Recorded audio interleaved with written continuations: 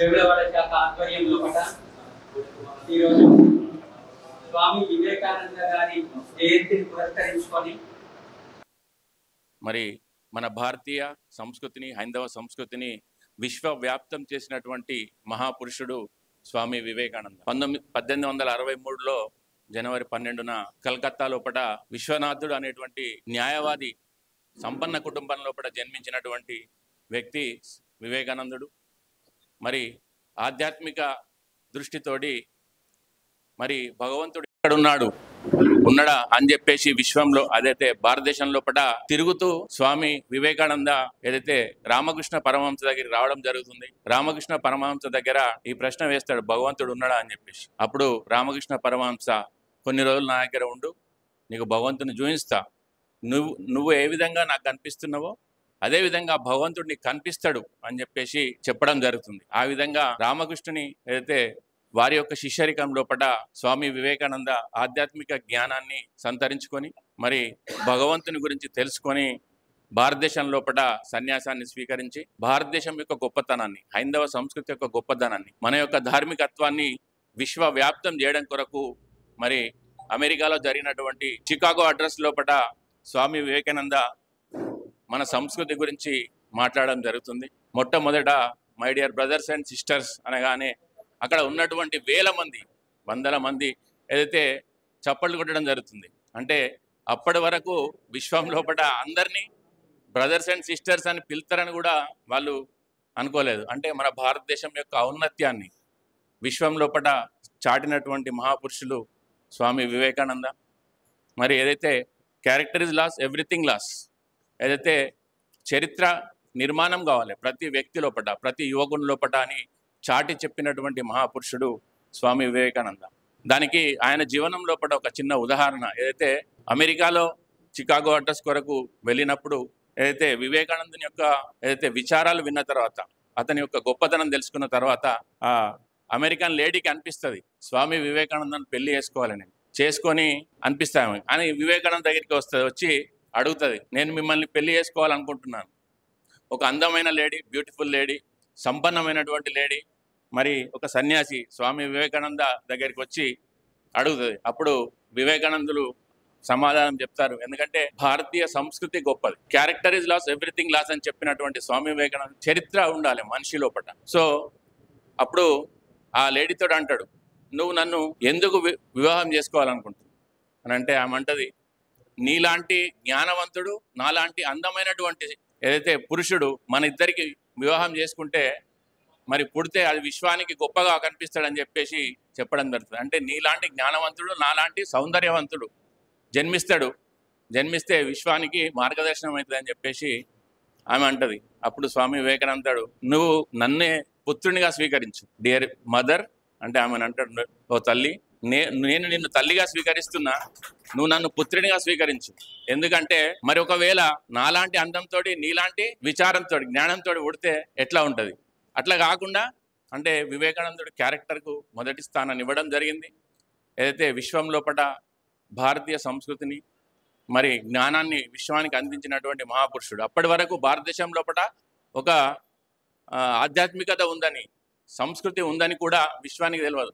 విశ్వం మొత్తం ఏమనుకుంటుందంటే విశ్వం లోపల కేవలం క్రీస్తు సంస్కృతే ఉంది, మరియు ముస్లిం సంస్కృతే ఉందనుకున్నారు. కానీ విశ్వానికి ఒక మార్గదర్శనం చేసేటువంటి ఒక సంస్కృతి భారతదేశం లోపల ఉన్నది ఇది అని చెప్పేసి మొట్టమొదట విశ్వానికి అందించినటువంటి మహాపురుషుడు స్వామి వివేకానంద. మరి ఏదైతే యువకుల లోపల ఆదర్శాన్ని నిర్మాణం చేసినటువంటి మహా వ్యక్తి, ఫేస్ టు ఫేస్ ఆ ఫోటో చూస్తేనే మనకు అర్థమవుతుంది. అంటే ఏదొచ్చినా, కష్టాలు నష్టాలు జీవనం లోపల ఏవచ్చినా కూడా ఎదుర్కోండి అని చెప్పేసి చెప్పినటువంటి మహాపురుషుడు. అతని జీవనం లోపల ఒక సంఘటన ఏం జరుగుతుందంటే, ఒకరోజు ఉదయం నడుస్తూ వెళ్తుంటాడు. వెళ్ళే సమయం లోపల కుక్కలు ఎంబడి పడతాయి.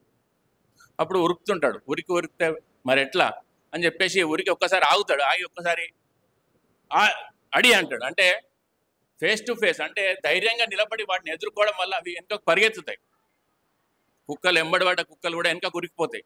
అంటే ఆయనకు అప్పుడు అర్థమవుతుంది, సమస్యను చూసి పారిపోవడం కాదు, సమస్యను ఎదుర్కొంటే ఆ సమస్యనే తోక ముడుచుకొని వెనుకకు వెళ్ళిపోతుంది అని చెప్పేసి గ్రహించినటువంటి మహాపురుషుడు. అదే విచారాన్ని, అదే విషయాన్ని ప్రపంచానికి తెలపడం జరిగింది. సమస్య ఉంటే ఎదుర్కోండి, అది మిమ్మల్ని ఏం చేయదని చెప్పేసి అర్థం చేయించినటువంటి మహా వ్యక్తి స్వామి వివేకానంద. మరి ఆయన జీవనంలో కూడా ఎన్నో సంఘటనలు ఎన్నో ఉన్నాయి. మరి ముఖ్యంగా యువకులకు ఆయన ఆదర్శం. విశ్వంలో కూడా అత్యధిక యువకులు ఉన్నటువంటి దేశం భారతదేశం. మరి అలాంటి దేశం లోపల స్వామి వివేకానంద యొక్క ఆలోచనలు, విచారాలను జీవనంలోకి తెచ్చుకొని సమాజానికి మరి ఏదైతే కుటుంబానికి పేరు తేవాలని ప్రతి యువకుడు స్వామి వివేకానంద విచారాలను తీసుకొని ముందుకు వెళ్ళాలని, భారతదేశానికి పేరు తేవాలని కోరుకుంటున్నాను. మరొకసారి యువజన దినోత్సవ శుభాకాంక్షలు. Thank you. పడుతున్నప్పటికీ కూడా మళ్ళీ లేస్తున్నందుకు నాకు ఆదర్శం. లేచి పడుతున్నందుకు కాదు, పడినప్పటికీ కూడా మళ్ళీ లేస్తున్నందుకు నాకు ఆదర్శం అంటారు మహానుభావులు. అలాగే చాలా దేశాల కంటే కూడా మన దేశంలో ఉన్నటువంటి గొప్ప సంపద ఏంటంటే యువకులు. మనకు అటువంటి యువకులే మనకు గొప్ప సంపద. ఎందుకంటే ఇప్పుడు చైనా తీసుకున్నా, అమెరికా తీసుకున్నా, ఏ దేశాలు తీసుకున్నా కానీ వాళ్ళ లోపల వృద్ధులు ఎక్కువైపోయారట. ఒకప్పుడు 1 or none అంటే ఒకరు లేక మొత్తానికే వద్దు అనేటువంటి నినాదం ఇచ్చినటువంటి చైనా కూడా ఈరోజు జనాభా కోసం తాపత్రయపడుతోంది. రష్యా తాపత్రయపడుతోంది. మీరు 3 కనండి, 4 కనండి, మేము వాళ్ళకు కావాల్సినటువంటి ప్రోత్సాహకాలు ఇస్తామనేటువంటి విషయం గ్రహిస్తున్నారు ఇప్పుడు. మరి అటువంటి సమస్య లేకుండా మనకు జనాభాయే మనకు సమస్య అనుకున్నాం. కానీ ఆ జనాభా లోపల యువకులు మిక్కిలిగా ఉండి మనకు గొప్పనైనటువంటి ధైర్యాన్ని, స్థైర్యాన్ని మన దేశానికి ఇస్తున్నారు. అటువంటి యువకులు మరి విజ్ఞానవంతులై మంచి నైపుణ్యవంతులైతే మరి భారతదేశం ఎందులో కూడా తీసిపోదనేటువంటి విషయాన్ని మనం అందరం కూడా గ్రహించి చెడు వ్యసనాలకు లోను కాకుండా మరి మంచి భవిష్యత్తును నిర్మించుకోవాల్సినటువంటి అవసరం ఉంది. ఎందుకొరకంటే ఈరోజు చూసినట్లయితే అనేకమైనటువంటి ఎలక్ట్రానిక్ మీడియా కావచ్చు, లేకపోతే ఎందుకంటే మనకు ఇంటర్నెట్ కావచ్చు, దీని ద్వారా మరి చెడిపోయేటువంటి అవకాశం కూడా ఉంది. అటువంటి దాన్ని దృష్టిలో పెట్టుకొని మరి యువకుల్ని మంచి దారిలో నడిపించాల్సినటువంటి అవసరం సమాజంలో ఉన్నటువంటి పెద్దలందరి మీద ఉంది అనేటువంటి విషయాన్ని సందర్భంగా తెలియజేసుకుంటూ మరొకసారి యువజన దినోత్సవ శుభాకాంక్షలు తెలియజేసుకుంటూ ఈరోజు వేములవాడ ఆవుప శాఖ పక్షాన స్వామి వివేకానంద జయంతి యువజనోత్సవాలు నిర్వహించడం అభినందనీయం. ఇంతకుముందే వంగల మహేష్ సార్ గాని, జనార్దన్ గారు గాని వివేకానంద గురించి చాలా బాగా చెప్పారు. మనకు ఆదర్శనీయుడు. ప్రపంచ వ్యాప్తంగా హైందవ మతాన్ని విశ్వవ్యాప్తం చేసిండు అంటే అది వివేకానంద కృషి చాలా ఉంది. ఇవాళ లక్షల మంది విదేశాలలో హిందూ మతంలో చేరుతున్నారు వేరే మతంలోకి వెళ్ళి అంటే వారి కృషి, అప్పటి నుంచి వారు చేసిన కృషి చాలా ఉంది. వారి జయంతిని యువజనోత్సవంగా ఇవాళ జరుపుకోవడానికి ఆవోప పక్షాన్ని నిర్వహిస్తున్నందుకు వారికి అభినందనలు తెలియజేస్తూ, అలాగే ఈ కార్యక్రమానికి విచ్చేసినటువంటి ఆర్యవైశ్య మిత్రులందరికీ పేరు పేరున శుభాకాంక్షలు తెలియజేస్తాను. స్వామి వివేకానంద జయంతి సందర్భంగా వేములవాడ ఆవోపా యూనిట్ పక్షాన నివాళులు అర్పించడానికి ఏర్పాటు చేసినందుకు వారికి ధన్యవాదములు. మరియు ఈ కార్యక్రమానికి విచ్చేసినటువంటి మిత్రులందరికీ కూడా నా యొక్క ధన్యవాదములు. వీరు పూర్వపు నేము నరేంద్రుడు అని ఉండే. వీరు 1902 39వ ఏటనే మరణించారు. వీరు రామకృష్ణ మఠాన్ని స్థాపించారు. వీరి సేవలకు గుర్తించి భారతదేశ ప్రభుత్వము 1984లో జూన్ 12న యువజనోత్సవం జరుపుకోవాలని చెప్పి నిర్ణయించడం జరిగింది. ఈరోజు స్వామి వివేకానంద జయంతి సందర్భంగా ఆవోప ఆధ్వర్యంలో ఏర్పాటు చేసినటువంటి జయంతి కార్యక్రమంలో పాల్గొన్న ఆర్యవైశ్య అభ్యుదయ సంఘాలు మరియు పట్టణ ఆర్యవైశ్య సంఘం యువజనోత్సవ శుభాకాంక్షలు. స్వామి వివేకానంద గారి గురించి మనం ఎంత చెప్పినా మనకు సరిపోదు.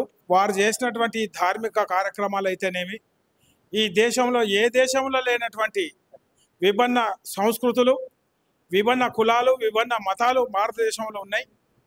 వాటన్నిటిని కూడా ఏకతాటికి తీసుకొచ్చి ఈరోజు ధార్మిక కార్యక్రమాలు అయితేనేమి, సాంస్కృతిక కార్యక్రమాలు అయితేనేమి, విభిన్న మతాలకు సంబంధించినటువంటి వారి ఆర్గనైజేషన్లో కూడా ఈ దేశంలో ఇంత బలంగా ఈ హిందూ ధార్మిక సంస్థలు కానీ హిందూ గురించి కానీ ఇంత బలంగా నడుస్తున్నాయంటే ఈ హిందూ సమాజం మీద అనేక దాడులు జరిగినా, అనేక కార్యక్రమాలు జరిగినా, ఎన్ని విధాల ఆటుపోట్లు ఎదురైనా కానీ వారి స్ఫూర్తే మనకు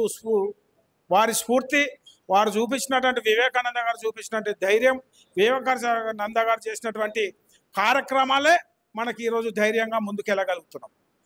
వారి అడుగుజాడల్లో మనం నడవాలంటే చాలా కష్టపడాలి. ఆ కష్టపడే కార్యక్రమాలు మన స్టేజీ దాటింది కాబట్టి మనకున్న ఇప్పుడు పిల్లలు 20 సంవత్సరాల నుంచి 30 సంవత్సరాల లోపే పిల్లలు అభివృద్ధికి రావాలన్నా, చెడు వ్యసనాలకు దారి తీయాలన్నా, ఎటువంటి కార్యక్రమాలనే యుక్త వయసు, ఆ యుక్త వయసులనే పిల్లలు అభివృద్ధి చెందాలంటే వారికి తల్లిదండ్రులతో పాటు మరి స్వామి వివేకానంద ఇచ్చినటువంటి స్ఫూర్తి, వారు ఇచ్చినటువంటి మంచి కార్యక్రమాలను పిల్లలకు నేర్పిస్తేనే, పిల్లలకు చెబితేనే వివేకానంద గారు వారు చేసినటువంటి దేశానికి చేసినటువంటి కార్యక్రమాలను పిల్లలకు మనం ఉపయోగించి వారికి చెప్తేనే మన పిల్లలు మన భవిష్యత్తులో కాపాడుకునే పరిస్థితులు ఉన్నాయి. ఇప్పుడున్న పరిస్థితుల్లో కూడా ఇప్పుడు మహేష్ గారు చెప్పినట్టు, జనార్దన్ చెప్పినట్టు ఇంటర్నెట్ వ్యవస్థ కానీ ఇతరాత్ర వ్యవస్థలు వచ్చినాయి కాబట్టి అందులో మంచి ఎంత ఉందో చెడు కూడా అంతున్నది. కాబట్టి ఆ రెండు బ్యాలెన్స్ చేసి ఆ రెండింటిని సన్మార్గంలో మనం తీసుకొని మన పిల్లలు అభివృద్ధి చెంది ఈ దేశానికి పట్టుకొమ్మల లెక్క నిల్చోవాలంటే స్వామి వివేకానంద ప్రవచనాలు కానీ వారు చూపించినటువంటి మార్గంలో మనందరినీ మనం తీర్చిదిద్దుకోవాలి.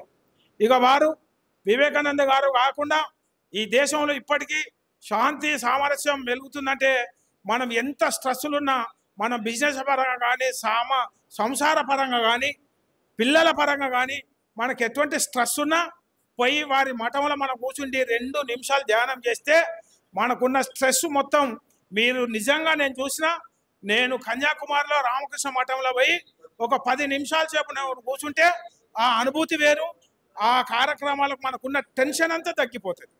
అంటే ఇప్పటి కూడా అది రామకృష్ణ మఠాలల్లా మనం పైకి ఒక 5 నిమిషాలు 10 నిమిషాలు ధ్యానం చేసినట్టయితే నిజంగా చాలా ధన్యులమవుతాం, మనకు స్ట్రెస్ కూడా తగ్గుతుంది. కాబట్టి పెద్దలు చూపించినటువంటి ఈ రామకృష్ణ మఠం కానీ వివేకానంద గారు స్థాపించినటువంటి ఇటువంటి కార్యక్రమాలను ఇంకా ముందుకు తీసుకెళ్ళాలి. మరి ఈ కార్యక్రమంలో ఇన్ని రోజులకు ఇప్పుడు ఆర్యవైశ్య అఫీషియల్స్ వంగల మహేష్ గారు, మరి తాటికొండ పవన్ గారు, మరి వీరు ఈ కార్యక్రమం చేయడం చాలా అభినందించదగ్గ విషయం. ఇక్కడ మనం ఎందుకు చెప్తున్నానంటే, మీరు మన సత్రంలో కూడా ఉన్నది, పవన్ కూడా వాళ్ళ సత్రంలో ఒక రూమ్ అనేది పెట్టి అందులో మెడిటేషన్ కార్యక్రమం గిట్ట ఓం రామకృష్ణ పరమహంస అని చెప్పి మనం పెట్టి ఒక రూమ్ పెట్టుకుంటే వచ్చిన యాత్రికులు కానీ వచ్చిన మన వాళ్ళం కానీ ఒక 5 నిమిషాలు కూర్చుంటే మన స్ట్రెస్ తగ్గుతుంది, చాలా తగ్గుతుంది. కాబట్టి దీన్ని ఈ స్పీచ్లో భాగంగా ఈ జయంతి కార్యక్రమాలు కాకుండా ఇది ఒక కార్యక్రమం ఏర్పాటు చేసుకోవాలి. ఆర్యవైశ్య అఫీషియల్ వాళ్ళు కూడా మీరు ఎక్కడన్నా ఒక ధ్యానం గురించి ఇది ఒకటి పెట్టుకొని మీరు చేస్తే మాకు మనందరికి కూడా మంచి చేసిన వాళ్ళు అవుతారు.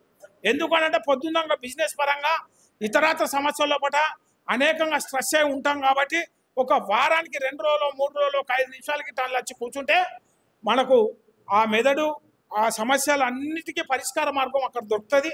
కాబట్టి వారు స్థాపించినటువంటి వివేకానంద గారు ఈ దేశానికి చేసినటువంటిది కానీ రామకృష్ణ పరమహంస వారి మఠాలలో కానీ మనం దాన్ని ఇంకా స్ఫూర్తికి ముందుకు తీసుకెళ్ళి వారి జీవిత చరిత్ర గురించి వారు చేసినటువంటి ఈ దేశానికి రాష్ట్రానికి చేసినటువంటి ఈ కార్యక్రమాలను మహేష్ జనార్దన్ చక్కగా వివరించారు.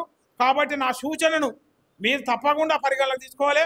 ఒక రూమ్ ఎక్కడన్నా ఏర్పాటు చేసి ధ్యాన మందిరం రామకృష్ణ పటం అని చెప్పి మరి సత్రంలో కానివ్వండి, మరి ఈ సత్రంలో కానివ్వండి, లేకపోతే ఆర్యవైశ్య అఫీషియల్ వాళ్ళు కూడా ఏదైనా రూమ్ తీసుకొని వారానికి 2 రోజులు 3 రోజులు మనం ధ్యాన కార్యక్రమం గిట్ట ఏర్పాటు చేసినట్టుంటే దానికి నా వంతుగా పూర్తి సహాయకరాలు ఆ ఆర్థికంగా కానీ ఇంకా ఏ విషయంగా కానీ దానికి నా సంపూర్ణ మద్దతు ఉంటుందని చెప్పి కోరుకుంటూ మరి ఈ కార్యక్రమం ఏర్పాటు చేసినట్టు మీకు పవన్కు మరి మీరందరూ పాల్గొన్న ఆర్యవైశ్య సోదరి అభ్యుదయ సంఘాలు కానీ పట్టణ సంఘాలు మీ అందరూ కూడా పేరున ధన్యవాదాలు కృతజ్ఞతలు తెలియజేసుకుంటూ జయంతి సందర్భంగా మీ అందరికీ శుభాకాంక్షలు తెలియజేసుకుంటున్నాను.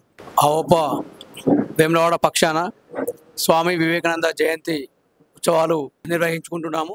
స్వామి వివేకానంద అతని గురించి అతని కలకత్తాలో జన్మించడం జరిగింది. అతను చికాగోలో సమావేశంలో అతనికి ఒక 5 నిమిషాల సమయం మాత్రం ఇవ్వడం జరిగింది. ఓన్లీ 2 to 5 minutes మాట్లాడాలని చెప్పారు. కానీ ఆయన మీటింగ్ స్టార్ట్ చేసిన తర్వాత గంటలు అయిపోయింది. కనీసం ఒక 6 to 8 hours అది అతని యొక్క స్పీచ్ కొనసాగించడం జరిగింది. ఎక్కడి వాళ్ళు అక్కడే మంత్రముగ్ధులై వినడం జరిగింది. అంటే ఆ విధంగా ఆయన యొక్క ఒక అంతర్జాతీయంగా వేదికపై మాట్లాడడం అంటే అంత ఈజీ కాదు. ఆయన ఆ విధంగా మాట్లాడి అన్ని దేశాల వ్యక్తులు ఆడ ఉండడం జరిగింది. వారందరికీ కూడా ఈ యొక్క మన హిందూ ధర్మం గురించి, మన దేశం గురించి చాలా చక్కగా చెప్పడం జరిగింది. కాబట్టి ఆయన యొక్క జయంతిని మన ఆవోపా వేములవాడ పక్షాన జరుపుకోవడం చాలా ఆనందదాయకం. మహేష్ సారు దాన్ని ఇనిషియేట్ చేయడము చాలా సంతోషం. మరొకసారి అందరికీ స్వామి వివేకానంద జయంతి ఉత్సవ శుభాకాంక్షలు తెలియజేస్తున్నాను. క్రీడాకారులకు మరి ఆవోపా పక్షాన చిన్నగా వారికి ప్రోత్సాహం అంటే ఈ కార్యక్రమాలలో ఈ ఆటల పోటీలు ఏదైతే కార్యక్రమాలు ఉందో కబడ్డీ కార్యక్రమంలో ఇంకా ప్రోత్సాహకరంగా వారికి చిన్నగా ఆవోపా పక్షాన ఆర్థిక సహాయం జరుగుతుంది. వారికి సహాయం కాకుండా ప్రోత్సాహకరమే అనుకోవాలని కోరుకుంటూ మరి ఈ కార్యక్రమాన్ని కూడా స్వామి వివేకానంద జయంతి పురస్కరించుకొని ఆవోపా సభ్యుల పక్షాన క్రీడాకారులను గుర్తించి క్రీడాకారులకు సన్మానం చేయడం జరిగింది. దీనికి వాళ్ళని కృతజ్ఞతగా ఉంటున్నాం. స్వామి వివేకానంద జయంతిని పురస్కరించుకొని Aryavaishya officials and professionals association Vemulawada శాఖ ఆధ్వర్యం లోపట రాష్ట్ర శాఖ ఆదేశాల మేరకు మా క్యాలెండర్ ఇయర్లో ఉన్నటువంటి దాన్ని పురస్కరించుకొని ఈరోజు స్వామి వివేకానంద జయంతి ఉత్సవాల్ని ఘనంగా జరుపుకోవడానికి మరి ఇక్కడ అందరం కూడా సమావేశం కావడం జరిగింది. ఇక్కడికి విచ్చేసి ఈ కార్యక్రమాన్ని ఇంత పెద్ద ఎత్తున విజయవంతం చేసినటువంటి ప్రతి ఒక్కరికి కూడా పేరు పేరున ధన్యవాదాలు తెలియజేసుకుంటూ మరి భవిష్యత్తు లోపట కూడా మరి పెద్దలు ఎంతో మంచి సూచనలు చేశారు. తీవ్రమైనటువంటి ఒత్తిడికి గురవుతున్నటువంటి జీవితం లోపట ధ్యానం అనేటువంటిది చాలా చక్కటి ఉపశమనాన్ని కలిగిస్తుందని చెప్పడం జరిగింది. అట్లాంటి విషయాలను కూడా మేము ఆవోపా ద్వారా నెరవేర్చేటువంటి ప్రయత్నం చేస్తామని ఈ సందర్భంగా తెలియజేసుకుంటూ మరి మాకు సహకరించినటువంటి ప్రతి ఒక్కరికి కూడా పేరు పేరున ధన్యవాదాలు తెలియజేసుకుంటూ యువజన దినోత్సవాన్ని పురస్కరించుకొని 2 కబడ్డీ క్రీడాకారులకు ఆవోపా పక్షాన చిరు సత్కారము నగదు ప్రోత్సాహకాన్ని కూడా అందించడం జరిగింది. ఈ కార్యక్రమానికి విచ్చేసినటువంటి ప్రతి ఒక్కరికి కూడా పేరు పేరున ధన్యవాదాలు తెలియజేసుకుంటూ కృతజ్ఞతలు. జై వాసవి. స్వామి వివేకానంద జయంతి సందర్భంగా ఈరోజు వేములవాడ పట్టణ ఆవోపా కార్యాలయంలో ఆవోపా అధ్యక్షులు మంగళ మహేష్ గారి ఆధ్వర్యంలో జయంతి కార్యక్రమం ఘనంగా నిర్వహించడం జరిగింది. ఇట్టి కార్యక్రమంలో ఆర్యవైశ్య సంఘ నాయకులు జయంతి సందర్భంగా వివేకానందుని కొనియాడి వారు దేశానికి చేసినటువంటి సేవలను కొనియాడారు. అలాగే ఇట్టి కార్యక్రమంలో గౌరవ అధ్యక్షులు తాటికొండ పవన్, పట్టణ అధ్యక్షుడు ఆర్యవైశ్య సంఘం రేణికింది అశోక్, ప్రధాన కార్యదర్శి శ్రీనివాస్, కోశాధికారి తాటికొండ సత్యం, అలాగే కట్కం జనార్దన్, దైత కుమార్, అలాగే మున్సిపల్ కోఆప్షన్ సభ్యులు, ఆర్యవైశ్య సంఘం సీనియర్ నాయకులు కట్కూరు శ్రీనివాస్ గారు, అలాగే 100 మంది ఆర్యవైశ్య ప్రముఖులు ఇట్టి కార్యక్రమంలో పాల్గొనడం జరిగింది. శ్రీ మంటప హనుమాన్ భజన మండలి కోశాధికారి ఉప్పలంచ సత్యనారాయణ గారు, గుండా అశోక్ గారు, అలాగే గజవాడ నాగరాజు గారు కూడా పాల్గొనడం జరిగింది. కెమెరామన్ అశోక్తో జిల్లా రమేష్, సుమన్ టీవీ, సిరిసిల్ల.